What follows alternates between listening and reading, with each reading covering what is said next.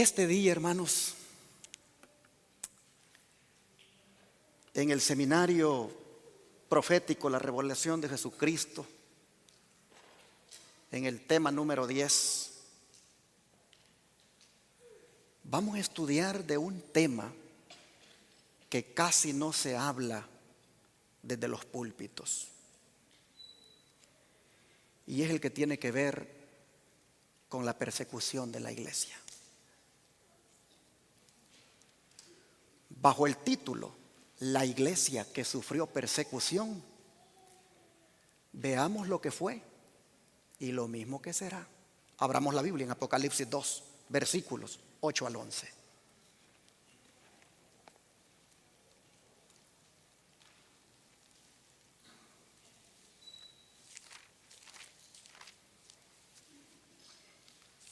Apocalipsis 2, versículos 8 al 11.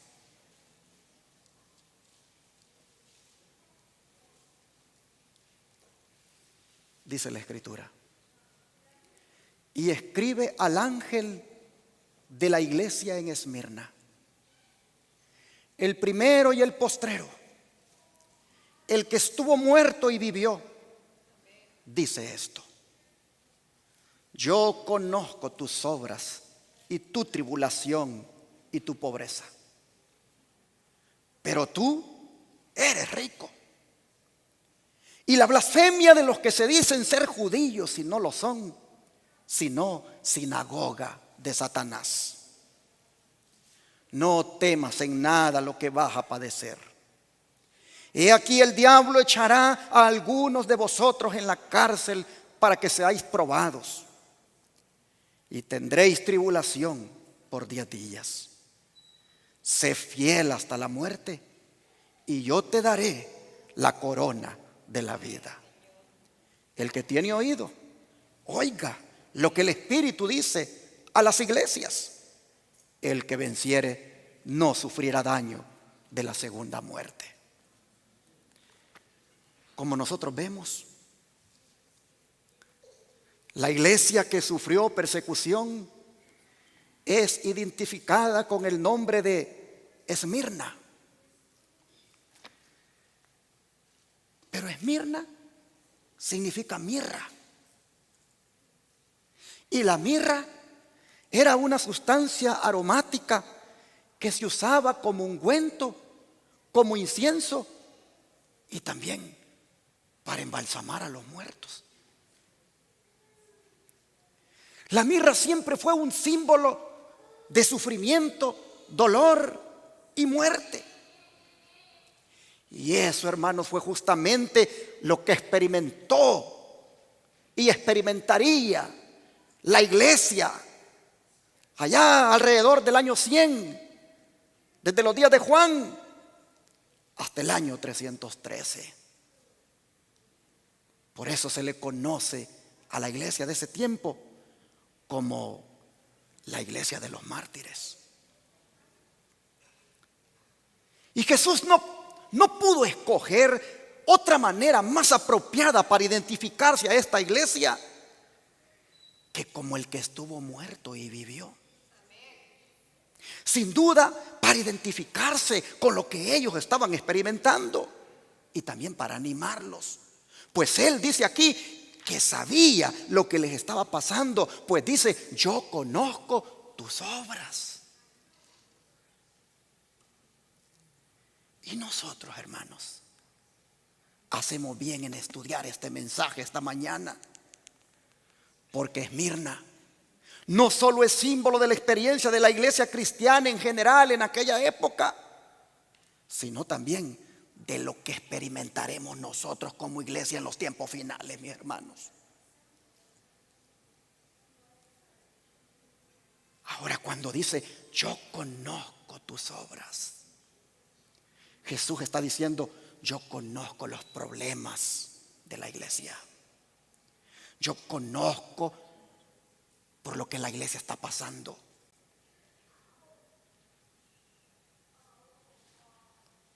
Hermanos, la iglesia de Esmirna se enfrentó a 2 problemas. Número 1, la tribulación y pobreza por la que pasó. Y número 2, tener que sufrir la blasfemia de aquellos que se decían ser judíos y no lo eran. Pero ¿en qué consistía esta tribulación y pobreza por la que la iglesia pasó? Dejemos que el libro El conflicto de los siglos nos lo diga. La historia de la iglesia primitiva atestigua que se cumplieron las palabras del Salvador. Los poderes de la tierra y del infierno se coligaron para atacar a Cristo en la persona de sus discípulos. Y sí, ¿se acuerdan ustedes cuando Él dijo: si me han perseguido a mí, dijo, también a vosotros os perseguirán? ¿Quiénes fueron los que persiguieron a la iglesia? Dice, el paganismo. El paganismo previó que de triunfar el evangelio, sus templos y sus altares serían derribados, y reunió sus fuerzas para destruir el cristianismo. ¿Y qué era el paganismo? La religión. La religión que promovía la adoración a otros dioses, pero menos a la adoración del Dios verdadero. Y ahora va a pasar a decirnos en qué consistió entonces la tribulación y pobreza. Encendió, se dice, el fuego de la persecución. Los cristianos fueron despojados de sus posesiones y expulsados de sus hogares. Yo pregunto, ¿a qué estado llega una persona que es expulsada de su casa? Y que no solamente le expulsan de su casa, sino que también le expulsan de su trabajo. Lo expulsan también de la sociedad. ¿A qué estado llega una persona en esa condición? Sin duda, un estado de pobreza y de tribulación, ¿no es cierto? Por eso dice Jesús que conocía de la tribulación y pobreza por la que estaban pasando los cristianos en ese tiempo. Y sigue diciendo, todos ellos sufrieron gran combate de aflicciones. Experimentaron vituperios y azotes, y además de eso, prisiones y cárceles, según lo dice Hebreos 10:32 y 11:36. Muchos, dice, sellaron su testimonio con su sangre. Nobles y esclavos, ricos y pobres, sabios e ignorantes, todos eran muertos sin misericordia. Conflicto de los siglos, página 38. Por favor, ponte a pensar en este momento. ¿Cuál fue la suerte que corrieron los jóvenes de la iglesia en ese tiempo? Porque en este tipo de expulsión de sus hogares, expulsión de la sociedad, allí, hermanos, iban los jóvenes de la iglesia, iban los niños, iban las familias. Los jóvenes deberíamos de estar preparándonos para, digo deberíamos porque todavía soy joven en el corazón, pero debería toda la iglesia y la juventud en especial prepararse para lo que vendrá. Hermanos, toda esa persecución que hubo contra la iglesia se hizo con el aval del emperador de Roma. Pues Roma era el imperio que tenía controlado al mundo en ese tiempo. Miren lo que sigue diciendo. Estas persecuciones que empezaron bajo el imperio de Nerón, cerca del tiempo del martirio de San Pablo, continuaron con mayor o menor furia por varios siglos. Los cristianos, dice, eran inculpados calumniosamente. Por favor, grábese esa palabra, calumnia. Grábese esa palabra. Los cristianos, dice, eran inculpados calumniosamente de los más espantosos crímenes y eran señalados como la causa de las mayores calamidades. 2 puntos. ¿Cuáles eran esas calamidades? Hambres, pestes y terremotos.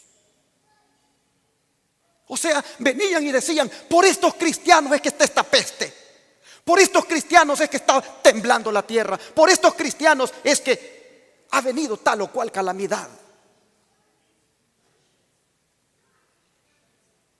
Y dice, como eran objeto de los odios y sospechas del pueblo, mire lo que sucedía. No faltaban los delatores. Grábese esa otra palabra, delatores. Ya van 2, calumnia y delatores. No faltaban los delatores que por vil interés estaban listos para vender a los inocentes. Se los condenaba como rebeldes contra el imperio, enemigos de la religión y azotes de la sociedad. Mis hermanos, imagínate tú, en Esmirna dice la historia que se había levantado un altar al emperador Tiberio, y Roma exigía que una vez al año todo el mundo llegara allá al altar y agarrar incienso y se lo ofreciera a Tiberio, reconociéndolo como el Señor. Y solo los únicos que no hacían eso eran los cristianos, porque para ellos su Señor era Jesucristo. Entonces imagínate el cuadro, presentarse ante el cónsul romano y decirle: pues esos cristianos no quieren reconocer al César como Señor. Esos no vienen aquí a agarrar incienso y ofrecerlo a Tiberio. Hermanos, y poner en mal a los cristianos en contra del imperio de Roma, eso era terrible. Roma era implacable para castigar a los opositores. De manera, dice, que venían y los capturaban, y dice que muchos de ellos eran arrojados a las fieras o quemados vivos en los anfiteatros. Algunos eran crucificados. A otros los cubrían con pieles de animales salvajes y los echaban a la arena para ser despedazados por los perros. Estos suplicios constituían a menudo la principal diversión en las fiestas populares. Venían y decían: vengan a la fiesta, estará buena la fiesta. Hoy tendremos cristianos siendo devorados por las fieras. Y grandes muchedumbres, dice, solían reunirse para gozar de semejantes espectáculos y saludaban la agonía de los moribundos con risotadas y aplausos.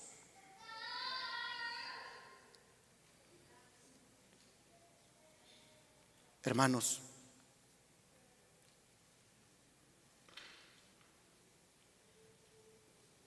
dice el don de profecía que al ser expulsados aquellos cristianos de sus hogares, mire para dónde salieron los pobrecitos a vivir. Se lo pongo acá. Doquiera fuesen los discípulos de Cristo en busca de refugio, se les perseguía como animales de rapiña. Se vieron pues obligados a buscar escondite en lugares desolados y solitarios. Anduvieron destituidos, afligidos, maltratados, de los cuales el mundo no era digno, andando descaminados por los desiertos y por las montañas y en las cuevas y en las cavernas de la tierra, según dice Hebreos 11, 37 y 38. Pero miren ustedes dónde vivían ahora. Las catacumbas, dice, ofrecieron refugio a millares de cristianos. Debajo de los cerros, en las afueras de la ciudad de Roma, se habían cavado a través de tierra y piedra largas galerías subterráneas, cuya oscura e intrincada red se extendía leguas más allá de los muros de la ciudad. ¿Sabe dónde he visto esto yo? En mi país, El Salvador, después que terminó la guerra.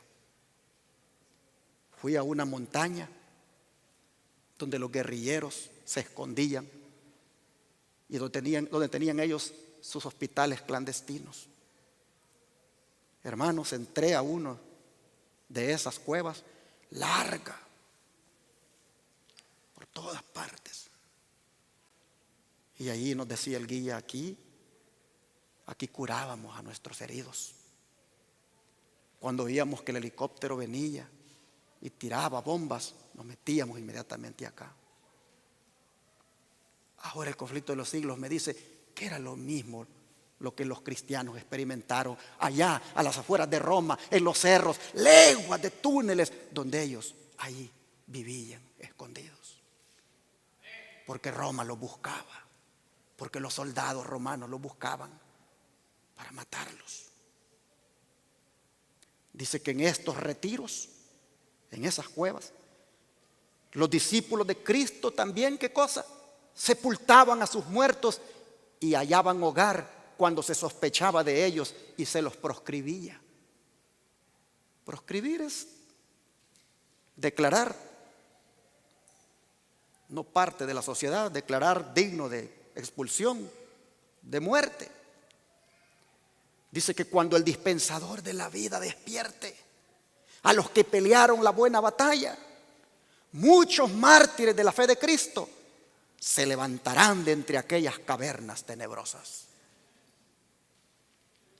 Ahí están enterrados.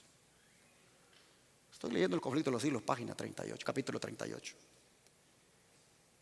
Pero hermanos, ¿por qué dice que muchos mártires de la fe de Cristo se levantarán de aquellas cavernas tenebrosas? ¿Por qué? Porque, hermanos, el fuego de la persecución que ellos experimentaron, como dice la lección de esta semana que hemos estudiado, lo único que demostró ese fuego fue revelar el carácter que tenían. ¿Y qué carácter? Sigamos leyendo el conflicto de los siglos. En las persecuciones más encarnizadas, estos testigos de Jesús conservaron su fe sin mancha. Amén. ¿Qué carácter? Lo que reveló el fuego de la persecución, que tenían una fe sin mancha, que no claudicaban, que elegían ser leales a su Señor. Y a pesar, dice, de verse privados de toda comodidad y aún de la luz del sol, mientras moraban en el oscuro pero benigno seno de la tierra, no se quejaron, no profirieron quejas, dice. Con palabras de fe, paciencia y esperanza se animaban unos a otros para soportar la privación y la desgracia. La pérdida, dice, de todas las bendiciones temporales no pudo obligarlos a renunciar a su fe en Cristo. Las pruebas y persecución no eran sino peldaños que los acercaban más al descanso y a la recompensa. Eso fue lo que reveló el fuego de la persecución. La prueba por la que pasaron solamente revelaba que eran peldaños en su vida para avanzar y alcanzar la recompensa. Conflicto de los siglos, capítulo 39. Pero me gusta, hermanos, me gusta el estímulo que les da Jesús a esta iglesia perseguida y pobre. Me gusta el estímulo que les da Jesús, pues Él les dice, fíjense bien cómo les dice en el verso 9: conozco tus obras y tu tribulación y tu pobreza, pero tú, ¿qué cosa le dice? Eres rico.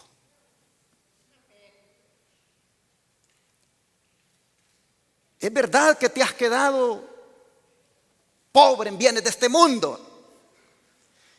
Es verdad que te han despedido de tu trabajo y te han echado de tu casa, tornando difícil tu situación.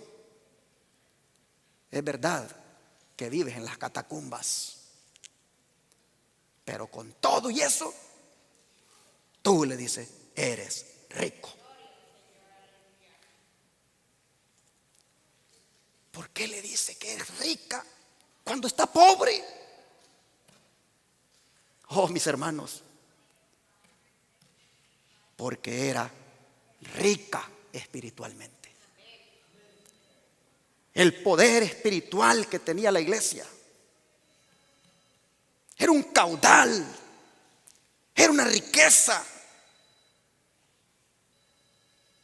que de verdad los hacía a ellos una iglesia peculiar, única. Y miren ustedes, qué contraste, ¿no es cierto?, de la iglesia de ese tiempo a la iglesia de hoy, que con la teología de la prosperidad que promueven los predicadores, la quieren ver rica materialmente, pero pobres espiritualmente. Miren ustedes. Qué paradoja. Aquí Jesús, cuando le dice a los herminenses, pero son ricos, prácticamente los está levantando por la riqueza espiritual que poseían. Pero en esto, hermanos, en esto los cristianos eran imitadores del apóstol Pablo. ¿Se acuerdan cuando Pablo dijo? Sean, dijo, ¿qué cosa? Imitadores de mí, así como yo de Cristo. ¿Por qué digo que en esta condición eran imitadores del apóstol Pablo? Porque vean lo que él dice en 2 Corintios capítulo 6, versos 3 y 4. Y luego vamos a regresar aquí otra vez a Apocalipsis 2, así que déjenlo marcadito. Vean lo que dice Pablo en 2 Corintios 6, versículo 3 y 4.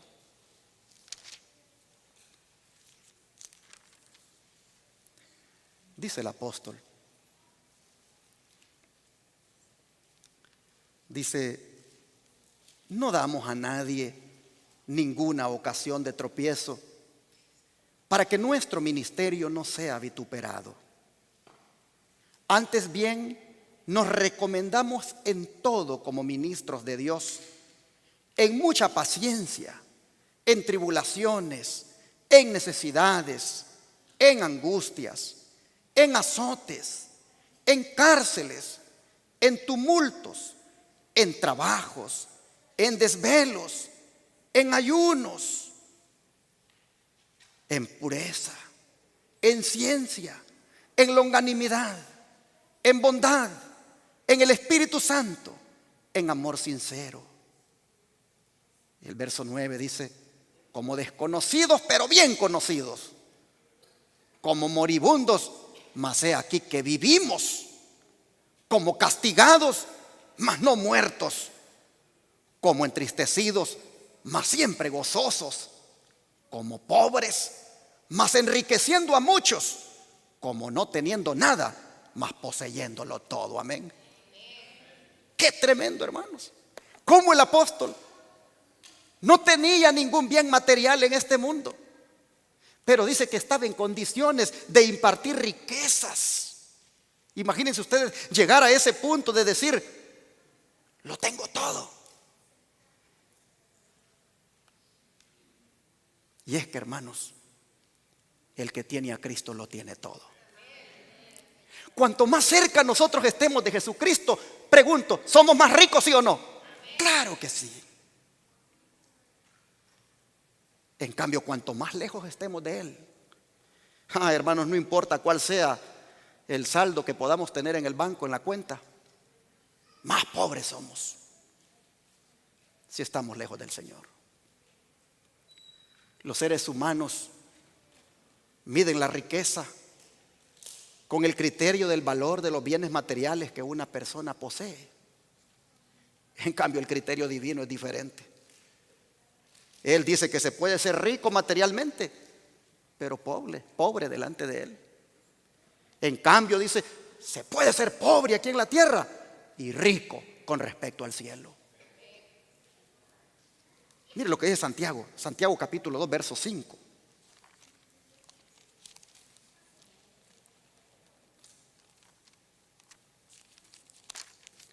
Santiago capítulo 2, verso 5.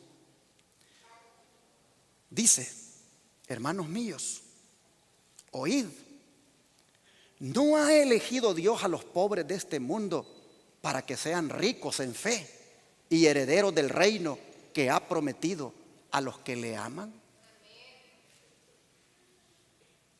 Qué bendición la que está diciendo aquí Santiago, que hay en el pobre. En el pobre que Dios lo ha elegido para que sea rico en fe. Dice que heredará el reino de Dios.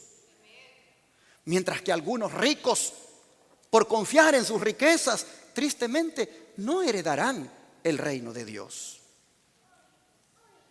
Y no estoy diciendo esto para decir que ser rico sea malo. No. Sino que cuando se confía más en las riquezas que en Dios, eso es lo malo. Pero qué hermoso es cuando el rico confía en Dios. Qué hermoso es cuando el rico depende de Dios. Hermanos, entonces ellos son una grande bendición para la causa de Dios. Y hablando de ser pobres en bienes de esta tierra, mire lo que el don de profecía nos dice. Los que son pobres en los bienes de esta tierra, pero que confían en Dios y son pacientes en su sufrimiento, algún día serán exaltados por encima de los que ahora ocupan los puestos más elevados que pueda dar el mundo, pero que no han rendido su vida a Dios. Palabra de vida del Gran Maestro, página 204. Algún día, dice el que es pobre en bienes de esta tierra, será exaltado por encima de los que ahora ocupan los puestos más elevados. Por encima de los presidentes, por encima de los millonarios. Los pobres, dicen, bienes de esta tierra, un día,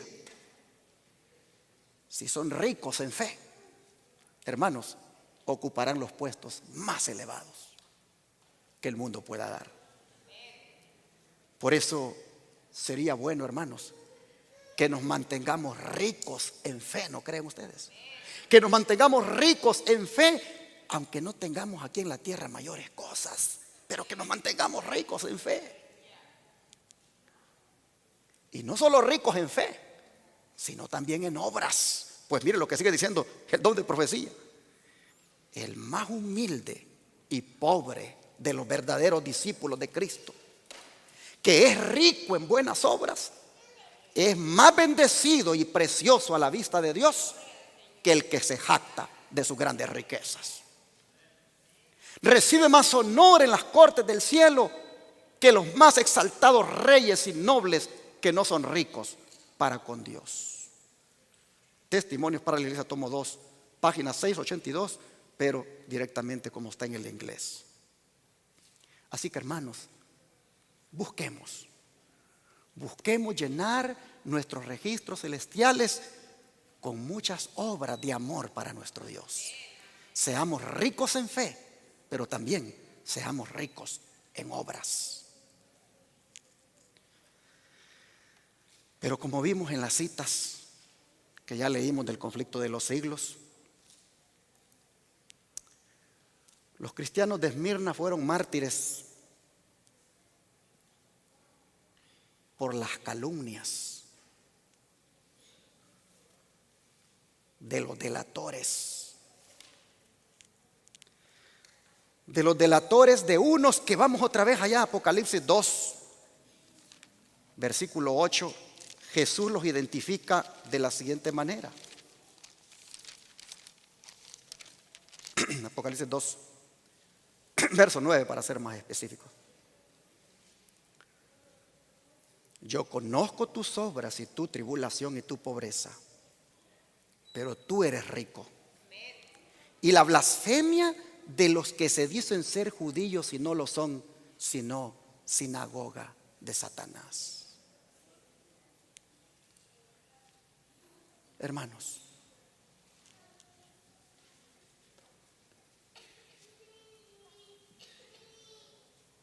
la iglesia de los mártires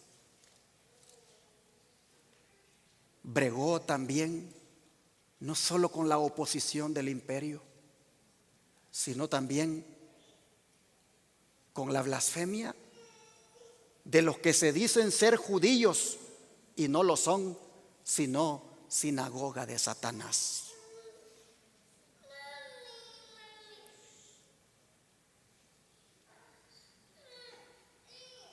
Estos judíos, hermanos, ellos pretendían ser el pueblo elegido. Ellos pretendían ser el pueblo depositario de la santa ley de Dios. Pero ellos mismos se encargaron de calumniar y de delatar a los cristianos. Por eso dice el Señor: yo sé lo que están sufriendo ustedes, yo sé de la calumnia, yo sé de la blasfemia que están experimentando de esos que se dicen ser judíos y no lo son, sino más bien una sinagoga de Satanás. Es más, cuentan los historiadores que estos judíos, aunque eran guardadores del sábado, oigan esto, no les importó. Y en el mismo sábado trajeron leña para que quemaran al anciano de la iglesia de Esmirna, el famoso Policarpo, mártir de esa iglesia. La historia dice que salieron los soldados romanos a buscar a Policarpo, porque pues estos cristianos son tan fieles a ese su señor que no quieren aceptar al señor emperador de Roma, y sin duda porque este Policarpo los insta a ser fieles. Salieron a buscar a Policarpo los soldados romanos y lo encontraron allá, dice, afuera de la ciudad en una casa. Y Policarpo dijo: denle de comer a los soldados, atendámoslos, hagámosles una comidita para ellos. Y dice que el oficial romano se sintió tan impresionado de ver la actitud de Policarpo que no sentía deseo de llevárselo. Pero los judíos lo habían delatado, los judíos lo habían calumniado. Esos que se decían ser judíos y no lo eran, sino sinagoga de Satanás. Se lo llevaron. Y cuando compareció ante el gobernador romano, dice la historia que el gobernador no miraba en ese hombre digno de que fuera quemado. De manera que le dijo estas palabras: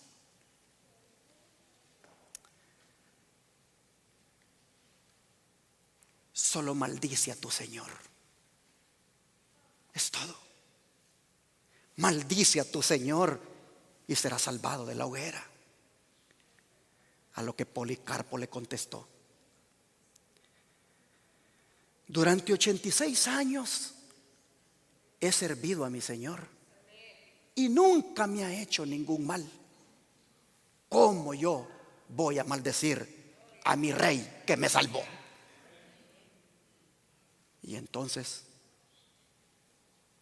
lo amarraron en la estaca y allí murió Policarpo, quemado. Allí entregó su vida él por su Señor. Pero eso que los judíos hicieron de malinformar a los cristianos ante Roma, Jesús lo consideró una blasfemia, porque dice: yo sé de la blasfemia de esos que dicen ser judíos y no lo son. Pero ¿saben que esta palabra blasfemia proviene del griego blasfemia, que aquí la Biblia lo traduce como blasfemia? Pero eso significa difamar, calumniar y desacreditar. Dicho en otras palabras, andar hablando cosas negativas en contra del buen nombre u honor de una persona. Oh, hermanos, ¿cuántos cristianos fueron llevados al circo romano para ser devorados por las fieras, debido a que los que decían ser judíos y no lo son, los desacreditaron ante los romanos? Por eso yo quisiera hacer un llamado en esta hora, con mucho amor, a todos ustedes y a todos ustedes que me están mirando allá en sus casas. y a todos los adventistas de cualquier iglesia de la corporación, y a todos los que dicen que creen en la verdad presente y que la proclaman. Quisiera hacer un llamado, hermanos, a que nos cuidemos de no andar en eso, difamando, desacreditando, calumniando, hablando negativamente de otra persona. Porque eso lo único que nos hace es que decimos ser judíos y no lo son, sino sinagoga de Satanás. Y Dios me libre, hermanos. Dios nos libre que pertenezcamos a esa sinagoga. Pero cuando nosotros nos damos a la tarea de andar calumniando, difamando y desacreditando, hablando cosas negativas de otro hermano, hermanos, tristemente en eso nos convertimos en sinagoga de Satanás. Oh, Dios nos libre, hermanos. ¿Y cómo está de moda ese pecado entre los cristianos? Tanto en los guardadores del sábado como en los guardadores del domingo. Pero en el caso de nosotros, los guardadores del sábado, de nada sirve que seamos defensores de ese cuarto mandamiento si andamos transgrediendo el noveno. Y peor aún, hacerlo en el día del Señor, cuando venimos a congregarnos. Porque cuando hacemos esto en el día del Señor, hermanos, 2 mandamientos transgredimos. El del sábado al andar hablando nuestras propias palabras, y el noveno al andar hablando falso testimonio, que es bien abarcante porque entra el andar hablando de otro a sus espaldas. Dios nos libre, hermanos. Por eso cuando alguien en el pasillo de la iglesia, en cualquier parte, te agarra y te dice: ¿y usted qué piensa de tal cosa? ¿Y usted qué opina de este? ¿Y usted qué opina de esto? Hermano, vete donde la persona, ve con él, de ese que estás hablando, y dile a él, y no seas transgresor doblemente de la ley de Dios.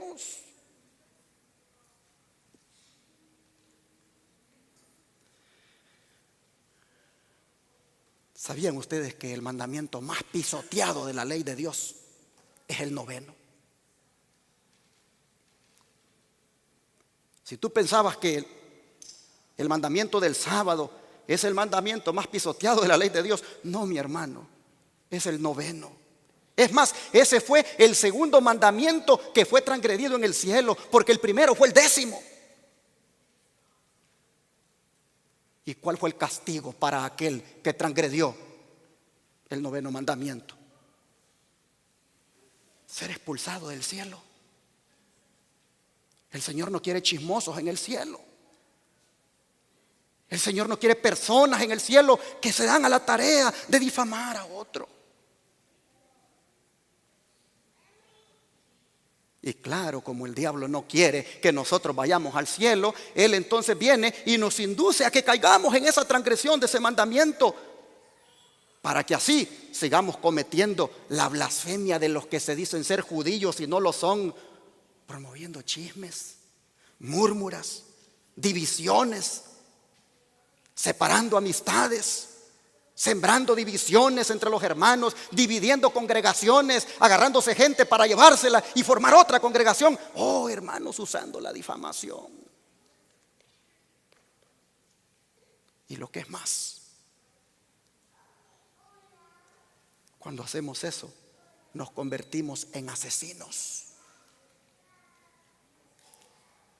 La iglesia está llena de asesinos. Y son asesinatos impunes, que quedan impunes, pero no para siempre, no quedarán impunes para siempre. La Biblia tipifica el andar chismeando, el andar haciendo murmuras de alguien. La Biblia tipifica eso, hermanos, como un atentado contra la vida de ese que estamos hablando. Dios me libre, hermanos, a mí primeramente de caer en esto. Mire lo que dice el libro de Levíticos. Vamos allá, Levíticos capítulo 19. Capítulo 19, versículos 16 al 18. Dice el Señor: no andarás chismeando entre tu pueblo, no atentarás contra la vida de tu prójimo, yo Jehová. No aborrecerás a tu hermano en tu corazón, razonarás con tu prójimo para que no participes de su pecado. No te vengarás ni guardarás rencor a los hijos de tu pueblo, sino amarás a tu prójimo como a ti mismo, yo Jehová. Yo pregunto, esos judíos que delataron a los hermanos de Esmirna, ¿conocían de esto que acabamos de leer? Sí, ellos conocían la Torá, que compone los primeros 5 libros de la Biblia. Sabían de esto que el Señor dice. Y sin embargo, hermanos, no solo transgredieron el sábado trayendo leña para que Policarpo fuera quemado aquel día sábado, sino que también transgredían el mandamiento 9 al andar, hermanos, al andar delatando, calumniando y difamando. Pero miren ustedes, Dios pone el chisme como un atentado contra la vida. Este es un asesinato. Dios mío, ¿cuántos asesinos podemos haber ahora? Y con el nombre de Cristo. Mis hermanos, mire cómo la sierva del Señor habla de este asesino que prolifera en la iglesia. Hay personas, dice, que siempre están hablando, chismeando y llevando falso testimonio, que siembran semillas de discordia y engendran luchas. El cielo contempla a esa clase como los más eficientes siervos de Satanás. Tremendo. Hay personas, dice, que siempre están hablando, chismeando y llevando falso testimonio. ¿Y sabe qué es lo más penoso, hermano? Es utilizar el púlpito para eso. ¿Y cuánto predicador hay, aún de la verdad presente, que no predican si no están difamando a alguien? No predican si no están siempre hablando en mal de otro siervo, de otro predicador. Siempre están alimentando a la iglesia de algo en contra de otro siervo. Oh, mire lo que dice el don profético, que el cielo contempla a esa clase como los más eficientes siervos de Satanás. Un hermano me decía esta semana, pastor, me decía, qué triste en nuestra iglesia. El predicador dice, no hay sermón donde no le tire duro a fulano, a sutano y a mengano, y los menciona por nombre, dice. Qué triste, porque aquí dice el Espíritu de Profecía que esa clase de predicadores son los más eficientes siervos de Satanás. No podemos usar el púlpito para venir a hablar de alguien entre los hermanos. Aquí deberíamos de venir a hablar solo de la palabra de Dios. Pero nosotros vemos aquí que hay personas, dice, que siempre están hablando, chismeando y llevando falso testimonio. Si no lo hace desde el púlpito un predicador, lo hacen los miembros cuando se juntan, cuando se encuentran. Siempre están buscando meter un concepto negativo en contra de alguien. Hasta las cadenas de teléfono usan. Me decía un hermano un día de estos, pastor, fíjese que en la cadena de teléfono donde estoy, allí me dice, lo sacaron a usted a bailar, me dice. Y yo le digo, gloria a Dios, hermano, le digo yo, porque eso quiere decir que estoy haciendo algo bueno. Mire, bien famoso me están haciendo. Sí, me dice. Y yo digo, ¿por qué usar una cadena de teléfono que es para edificación, para orar, para crecer espiritualmente, para meter a los hermanos un concepto negativo de otro?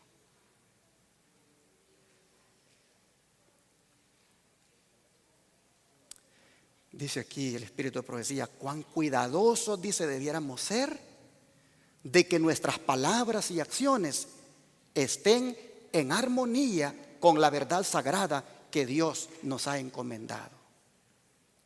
Cuando se asocien, dice, es decir, cuando se junten, hablen con cuidado.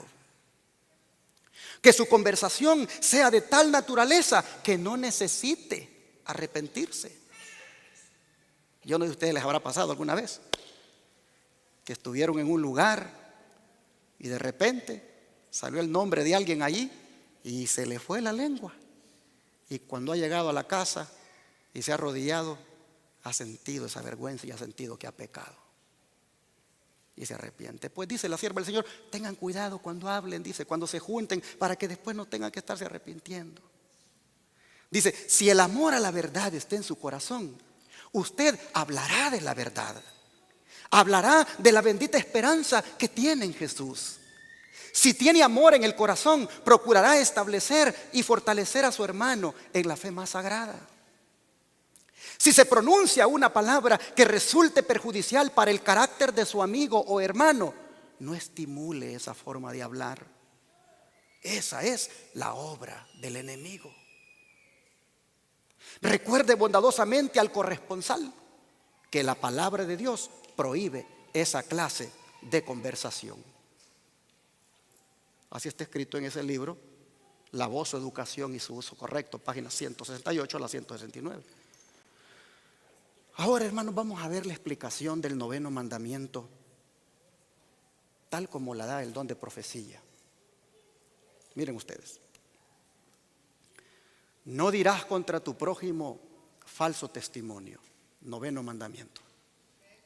Y va a explicar todo lo que abarca eso. La mentira acerca de cualquier asunto. Todo intento o propósito de engañar a nuestro prójimo están incluidos en este mandamiento. La falsedad consiste en la intención de engañar mediante una mirada, un ademán, una expresión del semblante. Se puede mentir tan eficazmente como si se usaran palabras. Toda exageración intencionada, toda insinuación o palabras indirectas dichas con el fin de producir un concepto erróneo o exagerado, hasta la exposición de los hechos de manera que den una idea equivocada, todo esto es mentir, exagerar las cosas. Este precepto, dice, prohíbe todo intento de dañar la reputación de nuestros semejantes por medio de tergiversaciones o suposiciones malintencionadas mediante calumnias o chismes.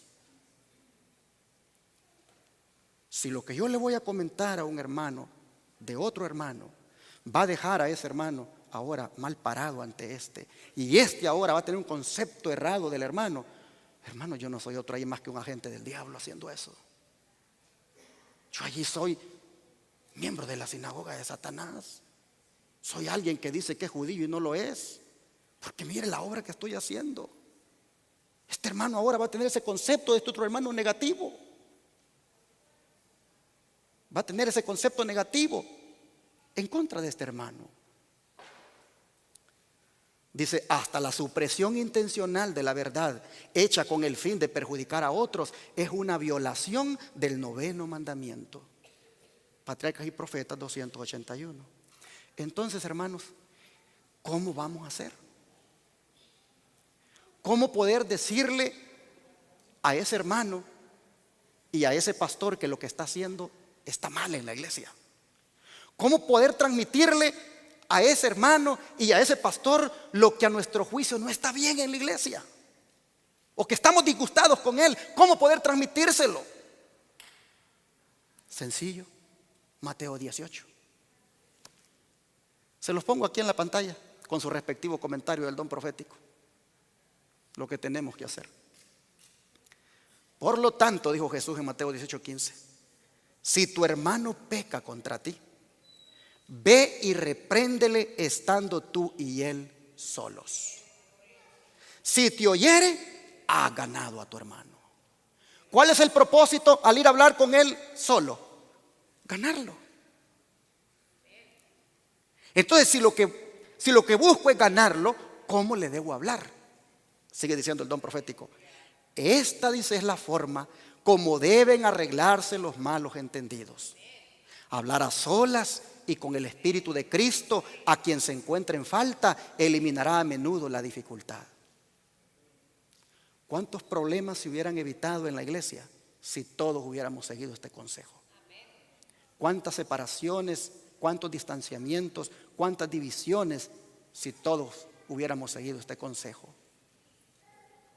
Muestre, dice, hacia su hermano un amor como el de Cristo, al tratar de solucionar la dificultad estando tú y él solos. Oh, hermanos, cuántos problemas entre nosotros como hermanos hubiéramos arreglado ya si hubiéramos ido con el hermano solo, con el pastor solos, antes que andar.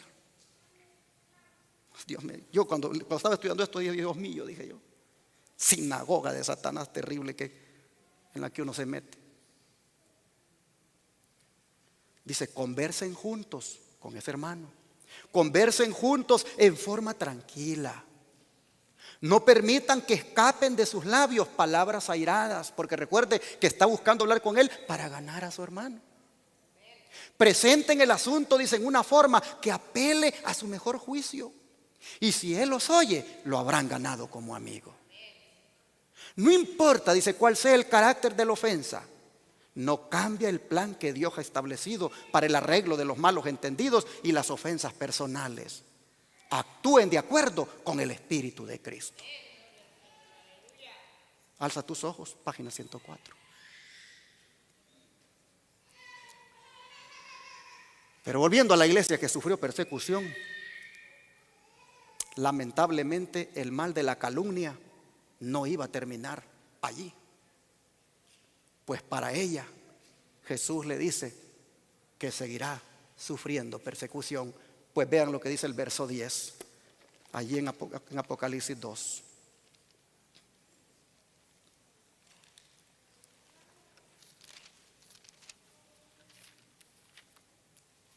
Apocalipsis 2:10, dice el Señor: no temas en nada lo que vas a padecer.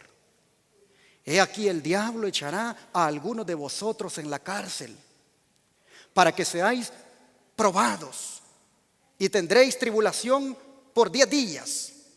Sé fiel hasta la muerte, y yo te daré la corona de la vida. O sea, hermanos, ¿qué está diciéndoles Jesús? Que si ya habían sentido los efectos de la calumnia de los que se decían ser judíos y no lo eran, hermanos, todavía ellos no habían sentido toda la violencia de la persecución. Y los hermanos lo sabían. Los cristianos lo sabían y tenían miedo. Y por eso Jesús les dice: no teman en nada. Sé que tienen temor. Sé que esto todavía falta mucho, pero no teman en nada. No tengan miedo, le dice, de las cosas que van a padecer. ¿Cuál era el plan del diablo, hermanos, todavía con ellos? Meter a algunos, ¿a dónde? En la cárcel. No a todos, a algunos. ¿Iba a permitir Jesús que algunos de ellos fueran a la cárcel? Sí. ¿Con qué propósito? Para mostrar que sus hijos eran de oro puro. Para mostrar qué carácter tenían sus hijos. Para que se revelara que ellos eran oro puro. Y qué terribles fueron esos 10 días. Esos 10 días que realmente fueron 10 años. Porque son días proféticos. Qué terrible fue, hermanos, cuando el emperador Diocleciano, en el año 303, aplicó la más implacable persecución en contra de la iglesia. Y como sus sucesores, los otros emperadores que le siguieron, hicieron lo mismo hasta el año 313. 10 años terribles de persecución, tan solo porque miraban en la iglesia de Cristo una amenaza para el imperio, porque veían su crecimiento. Las fieras sedientas de sangre humana, esas fieras continuaron soltándolas en los circos romanos para devorar los cuerpos de los cristianos. Un historiador cuenta que 10 años después, cuando se celebró un concilio, ahí había muchos líderes cristianos sobrevivientes de esos 10 años terribles. Y que allí estaban, dice, algunos sin ojos, otros sin orejas, otros sin brazos porque les habían sido arrancados. Pero ahí estaban como testimonio vivo de que habían sido fieles hasta la muerte. Jesús les había pedido a ellos que fueran fieles hasta la muerte. El don de profecía, comentando la experiencia de aquellos cristianos, mire lo que dice en Spiritual Gift, tomo 1, página 103 a 105. Dice: fui llevada, la hermana Elena White fue llevada en visión. Fui llevada al tiempo, dice, cuando los idólatras paganos persiguieron cruelmente a los cristianos y los mataron. La sangre fluía en torrentes. Los nobles, los doctos y el pueblo común por igual fueron muertos por no renunciar a su religión. A pesar de la persecución y el sufrimiento, esos cristianos perseveraron. Ellos no bajarían la norma, mantuvieron pura su religión. Vi que Satanás se exaltó y triunfó, causando los sufrimientos del pueblo de Dios. Pero Dios vio, dice, con gran aprobación a sus fieles mártires. Y los cristianos que vivieron en esa temible época eran muy amados por Él, pues estuvieron dispuestos, dice, a sufrir por su causa. Cada sufrimiento soportado por ellos aumentó su recompensa en el cielo. Y aunque Satanás se regocijó, dice, por el sufrimiento de los santos, sin embargo, dice, no estaba satisfecho. Él deseaba el control de la mente al igual del cuerpo. Los sufrimientos que esos cristianos soportaron los acercó más al Señor y los llevó a amarse los unos a los otros, e hizo que aborrecieran más que nunca el ofender a Dios. Satanás quiso llevarlos a desagradar a Dios. Entonces perderían su fortaleza, firmeza y energía. Aunque miles fueron muertos, sin embargo, otros estaban llegando para tomar su lugar. Satanás vio que estaba perdiendo sus súbditos, y aunque ellos, los fieles, sufrieron persecución y muerte, estuvieron asegurados para con Cristo Jesús para ser los súbditos de su reino. No cabe duda, hermanos, que fueron fieles hasta la muerte, ¿no es cierto? Y yo pregunto, ¿será que nosotros vamos a ser fieles hasta la muerte? Porque, hermanos, Pablo dice que todos los que quieran vivir piadosamente en Cristo Jesús van a sufrir, ¿qué cosa? Persecución. Y basta con leer Apocalipsis 13 y mirar ahí de lo que se va a imponer en los últimos días. Un decreto de muerte en contra de los que no quieran aceptar la marca de la bestia. Basta, hermanos, leer allí Apocalipsis 13 para mirar lo que harán con aquellos que no acepten el domingo como día de reposo falso por ley.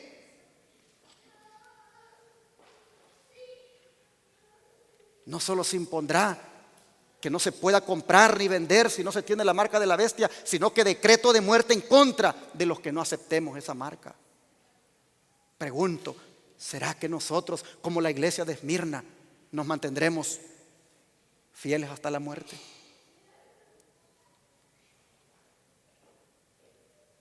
Ojalá, hermanos, que cuando eso llegue, todos nosotros salgamos purificados por ese fuego de persecución que vendrá. Ojalá que nosotros salgamos purificados como el oro, mis hermanos. Porque nuevamente, los que se dicen ser judíos y no lo son, sino sinagoga de Satanás, nuevamente, hermanos, utilizarán la blasfemia, utilizarán la calumnia en contra de nosotros si somos fieles. Y Elena White, ella dice que los que serán sinagoga de Satanás en ese tiempo y que nos van a entregar a los católicos, dice ella, son los adventistas nominales, que se dicen ser judíos y no lo son, que se dicen ser adventistas y no lo son. Ellos, dice, nos van a entregar a los católicos. Dice, ella miró eso. Mire cómo el don de profecía habla de lo que vamos a experimentar.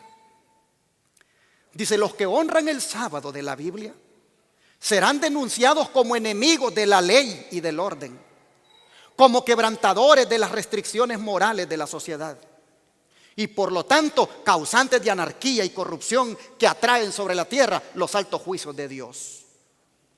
Nuevamente, hermanos, nos van a culpar como culparon a los hermanos de la iglesia de Esmirna de las cosas que estarán pasando en el mundo. Dice, sus escrúpulos de conciencia serán presentados como obstinación, terquedad y rebeldía contra la autoridad. Serán acusados de deslealtad hacia el gobierno. Los ministros que niegan la obligación de observar la ley divina predicarán desde el púlpito que hay que obedecer a las autoridades civiles porque fueron instituidas por Dios. Utilizarán ese texto, hermanos, ese texto bíblico que Pablo habla de respetar a las autoridades. Lo utilizarán para aplicarlo a que los cristianos se sometan a la ley dominical. Dice, en las asambleas legislativas y en los tribunales se calumniará y condenará a los que guardan los mandamientos. Se falsearán sus palabras y se atribuirán a sus móviles las peores intenciones. A medida que las iglesias protestantes rechacen los argumentos claros de la Biblia en defensa de la ley de Dios, desearán imponer silencio a aquellos cuya fe no pueden rebatir con la Biblia. Los cristianos evangélicos que no aceptan que el sábado es el día del Señor, pero sí aceptan el domingo, ese hijo del papado, como el día de reposo, ellos, dice, se envalentonarán con los que elijamos ser fieles al mandamiento de Dios. Aunque se nieguen a verlo, dice, el hecho es que están asumiendo actualmente una actitud que dará por resultado la persecución de los que se niegan en conciencia a hacer lo que el resto del mundo cristiano está haciendo y a reconocer los acertos hechos en favor del día de reposo papal, que es el domingo. Los dignatarios de la iglesia, dice, y el Estado se unirán para hacer que todos honren el domingo. Y para ello apelarán al cohecho, a la persuasión o a la fuerza.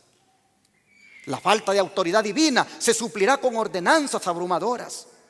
La corrupción política está destruyendo el amor a la justicia y el respeto a la verdad. Y hasta en los Estados Unidos de la libre América se verá a los representantes del pueblo y a los legisladores tratar de asegurarse el favor público, doblegándose a las exigencias populares por una ley que imponga la observancia del domingo. Y ya se está mirando. Ya se están mirando los cabildeos de los protestantes en el Senado, en el Congreso y aún con el presidente.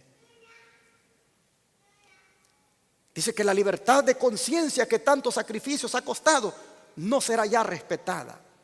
En el conflicto que está por estallar veremos realizarse las palabras del profeta cuando dijo: airóse el dragón contra la mujer y se fue para hacer guerra contra el residuo de su simiente, los que guardan los mandamientos de Dios y tienen el testimonio de Jesús. Conflicto inminente, páginas de las 74 a las 75. Pero cuando eso ocurra, hermanos, cuando eso ocurra, yo pregunto, ¿estaremos solos? Miren, hermanos, cuando eso ocurra, no se nos vaya a olvidar, por favor, desde ya. No se nos vaya a olvidar las palabras que Pablo escribió para nosotros en el libro de Romanos. Vamos a leerlas, capítulo 8, versículos 35 al 39. Romanos capítulo 8, versículos 35 al 39.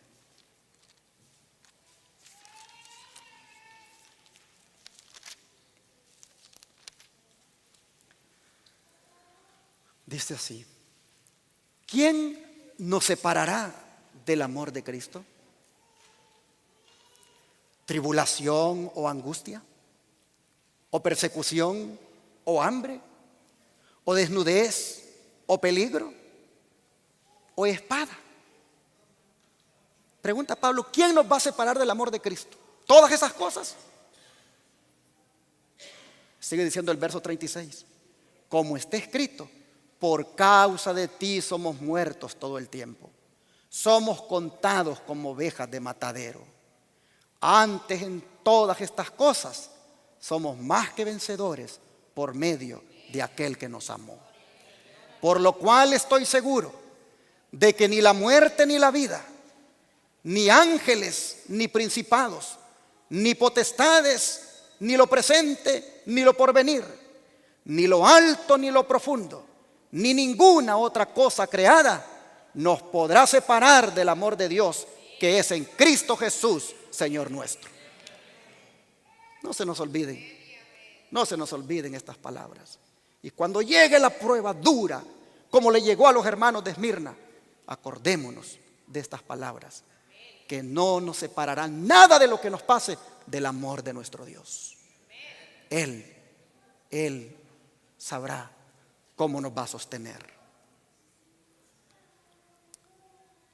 Así que ahora, hermanos, solo seamos fieles hasta la muerte, a fin de que obtengamos la corona de la vida. ¿Pero qué es la corona de la vida? Lo miraremos en nuestro próximo estudio. Miraremos todo lo que implica la corona de la vida. Si hemos dedicado tiempo para hablar ahora de la persecución de la iglesia, los móviles, de quienes la promovieron, justo es que también hablemos de la corona de la vida que vamos a recibir. Así que en nuestro próximo tema vamos a hablar de la corona de la vida y de la muerte segunda. Hermanos, por ahora les animo a que sigamos adelante, siendo fieles a la consigna que dice: sé fiel hasta la muerte. Yo pregunto en esta hora, ¿cuántos quisieran que Dios les ayude a ser fieles hasta la muerte? Si oran y estudian la Biblia todos los días y se consagran con toda seguridad, así será. El Señor los va a ayudar a ser fieles hasta la muerte. Que Dios les bendiga a todos.